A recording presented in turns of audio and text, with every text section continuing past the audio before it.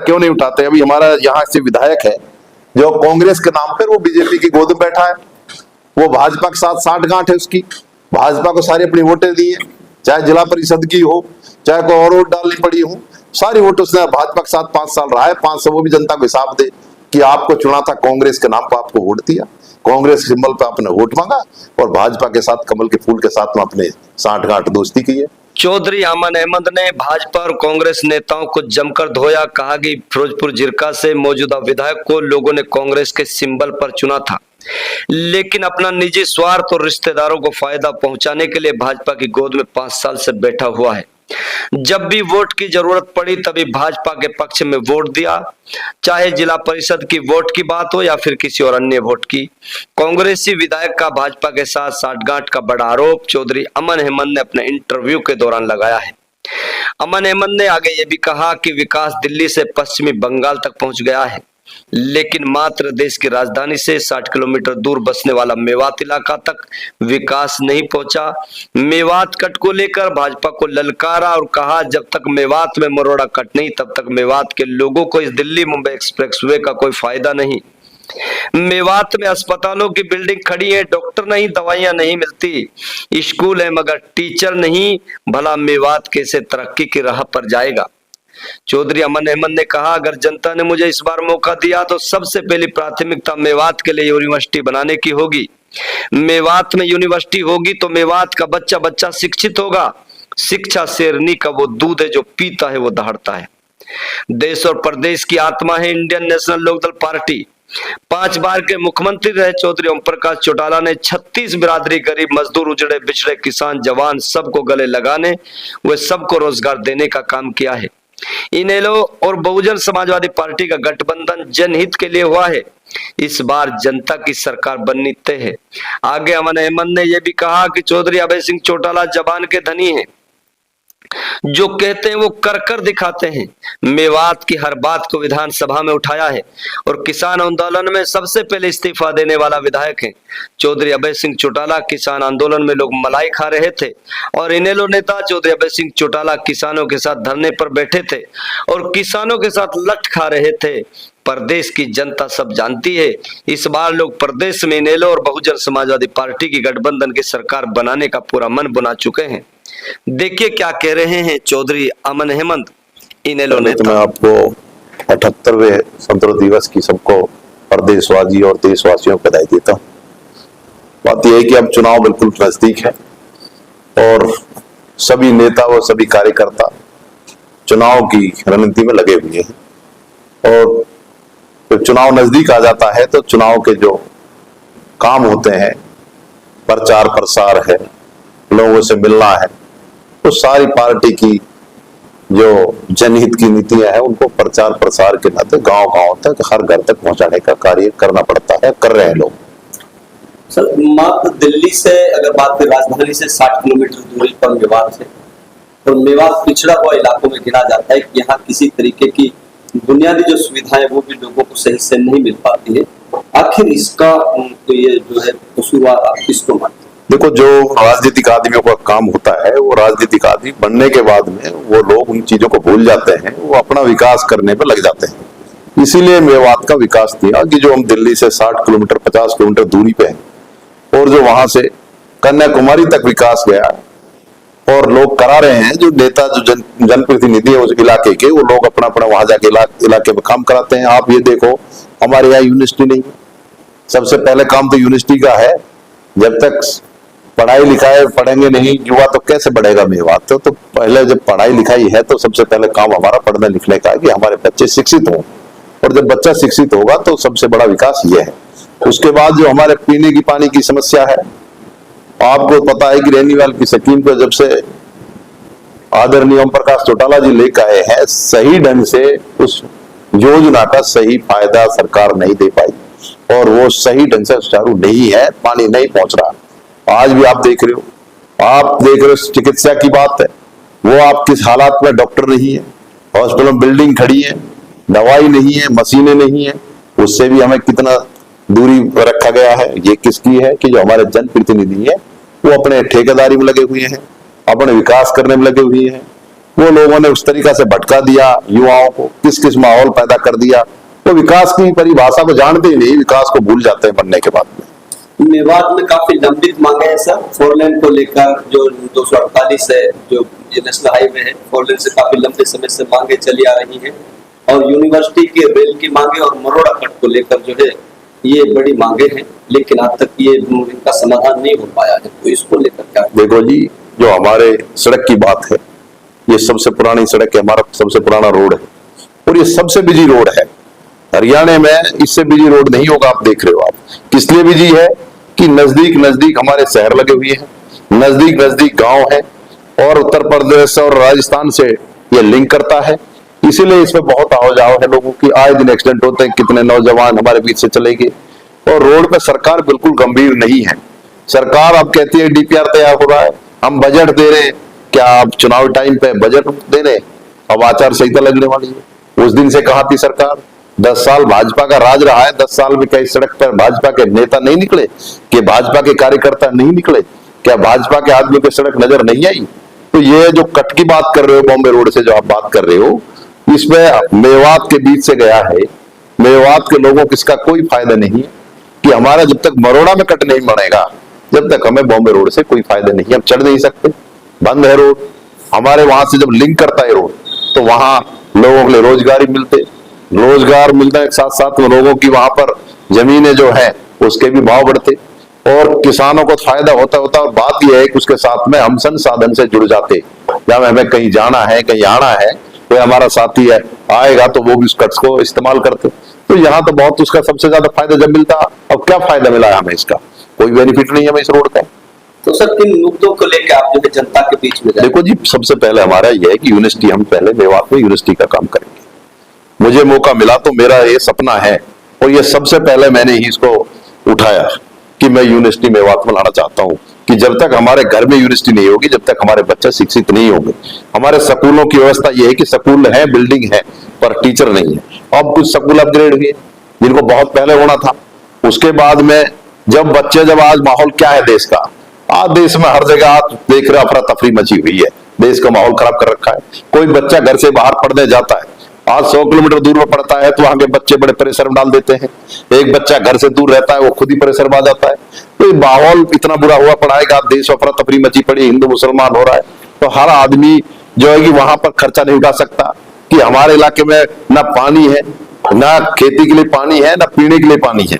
आपको पता है हर चीज से ना यहाँ उद्योग है, यहाँ किसान जो है एक फसल बैठते, बरसात हो जाती है तो वो फसल लग जाती है, और बरसात नहीं तो फसल नहीं हो पाती है।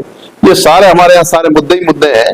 और पश्चिम बंगाल तक हमारे यहाँ दिल्ली से विकास पहुंच गया, पर आज तक हमारी यहाँ मेवात तक विकास नहीं पहुंचा, कि जो 40, 50, 60 किलोमीटर की दूरी में दिल्ली के यहाँ सरकार के नजदीक जो भी केंद्र सरकार देख रही है, राज्य सरकार देख रही है, यहाँ का हाल बेहाल है। क्यों सरकार गंभीर नहीं है और नेता क्यों नहीं उठाते? अभी हमारा यहाँ से विधायक है जो कांग्रेस के नाम पर वो बीजेपी की गोद में बैठा है, वो भाजपा के साथ साठगांठ है उसकी, भाजपा को सारी अपनी वोटें दी है, चाहे जिला परिषद की हो, चाहे कोई और वोट डालनी पड़ी हो, सारी वोट उसने भाजपा के साथ 5 साल रहा है। 5 साल वो भी जनता को हिसाब दे कि आपको चुना था, कांग्रेस के नाम पर आपको वोट दिया, कांग्रेस सिंबल पर आपने वोट मांगा, और भाजपा के साथ कमल के फूल के साथ में अपने साठगांठ दोस्ती की है।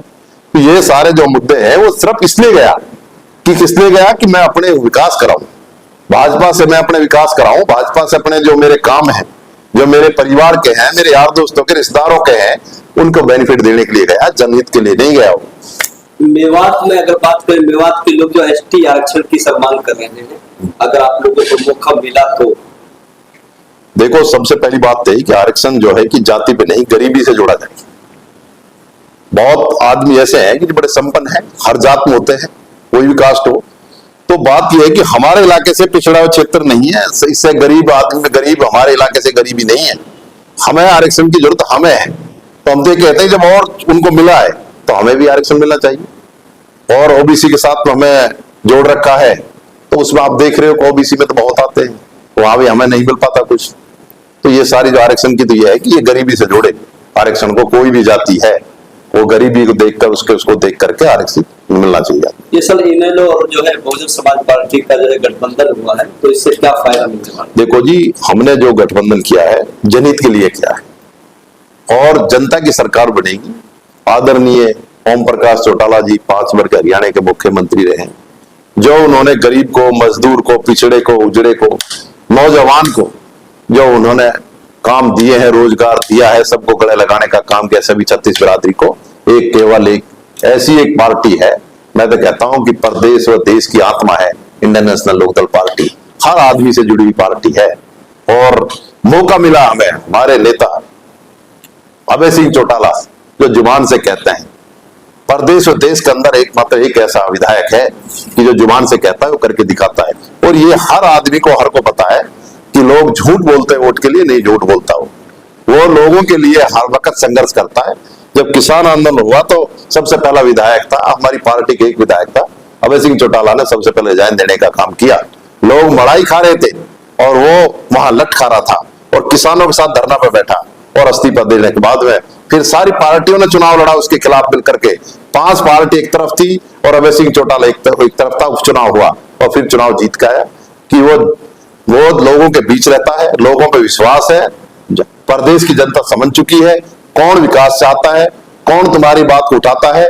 सदन में कोई बात उठाते हैं तो कांग्रेस वाले तो बैठे रहे, बीजेपी के साथ में सांठ गांठ मिला करके इस तरीका से अपनी यारी दोस्ती गांठ कर अपने काम लेते रहे। एकमात्र एक इनेलो पार्टी का एक विधायक था, उसने ही विपक्ष की भूमिका निभाने का काम किया है, बाकी लीडर तो सब बड़ाई खाते रहे। इस आप पे कई बार चुनाव लड़े हैं, तो क्या लगता है कि मेवात के लोग जो इस बार आप पर जो है भरोसा जताएंगे? देखो जी, मेवात के लोग समझ चुके हैं कि अमन अहमद एक सच्चा, एक जनहित के लिए काम करने की मंशा जो उसकी है और किसी नेता की नहीं है। हर आदमी पता है कि अमन अहमद अपने विकास के लिए नहीं, मेवात के विकास के लिए गंभीर है और इसीलिए लोगों का मन है कि अब की बार अमन अहमद पार है। अमन भाई, अभी जो है कि काफी नेताओं को देखा जा रहा है कि वो पार्टी के जो प्रमुख है उनके पीछे टिकटों के लिए घूम रहे हैं, लेकिन आप पब्लिकली दिखाई दे रहे हैं, तो क्या लगता है इस देखो जी, का किस तरीके का प्यार आपको मिलता है?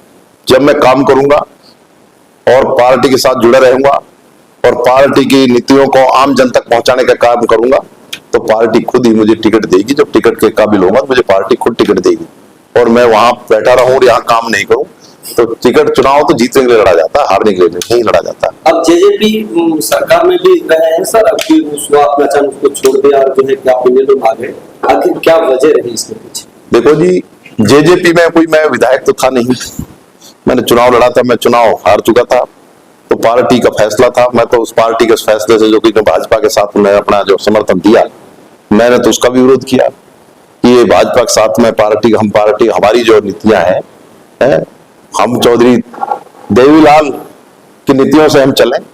हमने चौधरी देवीलाल की नीतियों, चौधरी ओम प्रकाश चौटाला के नाम पे लोगों ने वोट दी थी। प्रदेश के अंदर 10 विधायक आए, उसी परिवार के एक सदस्य को वोट जो मिली है चौधरी देवीलाल के नाम पर वोट लेने का काम किया। हम चौधरी देवीलाल की नीतियों से भटक गए, उन भटकने के कारण आज देख लो जेजेपी का हाल क्या है। तो हमने तो पहले ही रिजाइन दे दिया था, हम तो पहले पार्टी को छोड़ गए थे और पार्टी छोड़ के हम तो जनता के बीच अपने काम कर रहे थे। हमने जब देखा कि पार्टी अपने रास्ता से भटक गई है तो हमने पार्टी को छोड़ दिया। तो क्या संदेश देना चाहते हो सर आम जन?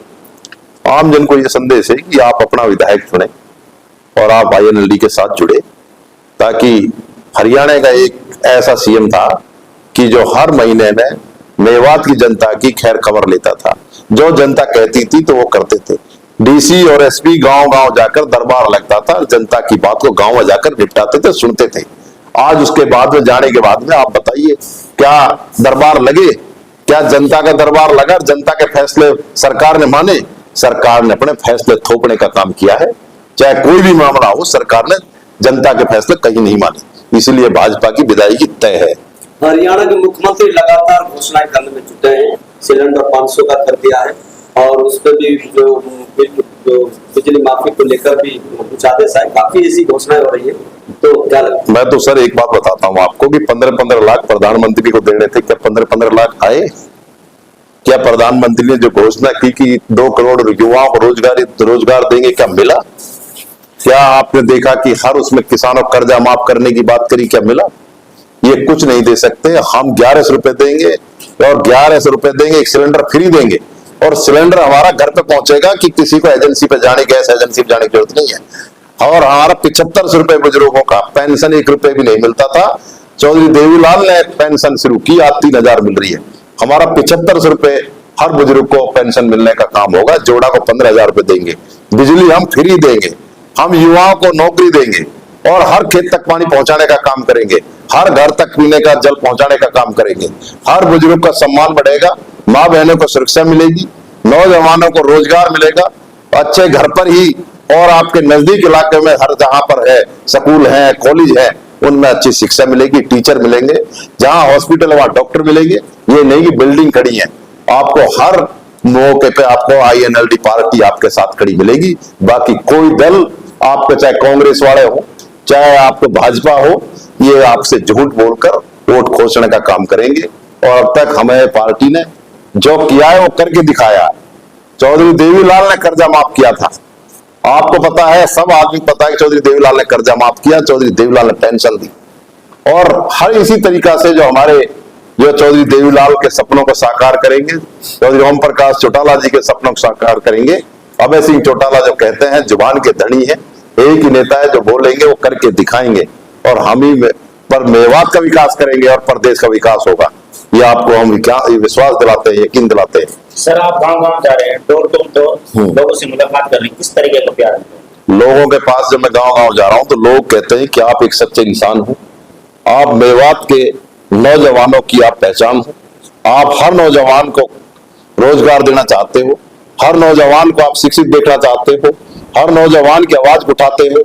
इसलिए ही मेरे साथ में खड़े हैं कि आप मेवात के एकमात्र ऐसे विधायक बन के आओगे कि जो सदन में जाकर विधानसभा में जो मेवात के जो विकास कार्य उनको कराने का काम करेंगे। कुछ लोगों ने अभी देखा है किस तरीका का माहौल पैदा कर दिया, प्रदेश को बदनाम कर दिया, मेवात जिले को बदनाम कर दिया। भाई मैं तो ये कहता हूं कि भाई मेरा नाम अमन है, मुझे तो अमन कायम करना है। यहाँ पर जो अफरा तफरी मची है, यहाँ भाईचारा लाना है और सभी 36 बिरादरी के लिए काम करने का काम करूंगा। ये मेरा सपना है और यही सभी लोगों को पता है, ये अमन अहमद कर सकता है, बाकी कोई आदमी कर नहीं सकता। अपने विकास के लिए घूम रहे हैं। सर, आखिरी सवाल है, मेवात की जनता से आप क्या अपील करना चाहते हैं? मेवात जनता से मैं ये अपील करना चाहता हूँ कि मेरा साथ दे, INLD पार्टी का साथ दे, अभय सिंह चौटाला का साथ दे और हमारे आदरणीय पूर्व मुख्यमंत्री ओम प्रकाश चौटाला और हमारे पार्टी के जो पुराने जो हमारे देश के लीडर रहे हैं चौधरी देवीलाल जी, उसकी नीतियों को आगे बढ़ाने का काम जब भी होगा, जब तक हमारी सरकार होगी तो हमारा साथ दे, ताकि चौधरी देवीलाल के जो अधूरे सपने उनको पूरा करने का हम काम करेंगे सब साथी।